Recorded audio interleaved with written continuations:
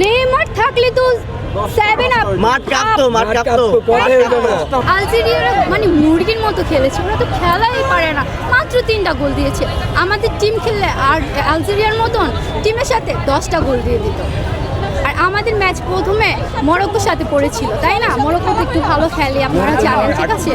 তো একটু hard team, তারপরেও আমরা হেরে কিন্তু যাইনি, আমরা ড্র করেছি। আর আর্জেন্টিনা মনে আছে এর আগের বিশ্বকাপে ফার্স্ট ম্যাচে হেরে গিয়েছিল, তাও সৌদি আরবের কাছে। আকাশে তারা কিন্তু সবসময় দেখা যায় না, তাই না? মাঝে মাঝে দেখা যায়।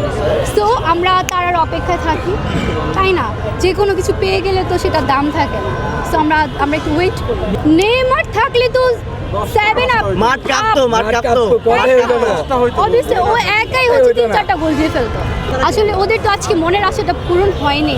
ওরা আজকে হাইতি রূপে আর্জেন্টিনাদের মুখটা এতটুকু হয়ে গিয়েছে। আমাদের দেখছি আমরা একটু পরপর গোল দিচ্ছি। আমাদের গোল দেখে ওদের মনে একটু পরপর আগুন লেগে যাচ্ছে। কি আর বলবো, ওরা এখন ওদের খুঁজেও পাওয়া যাচ্ছে না। আমি খুঁজতেছি, সহজে দেখাও যাচ্ছে ফুল আগুন ধরিয়ে দিয়েছে। তারা ভেবেছে আজকে আমরা হাইতির কাছে হেরে বাসায় চলে যাব। তারা পোস্ট করছে হোলদাররা নাকি আজকে কাঁদতে কাঁদতে বাসায় যাবে। তো ওই হোলদাররা আজকে ইয়েলো দিয়ে সেলিব্রেশন করছে, তাই না?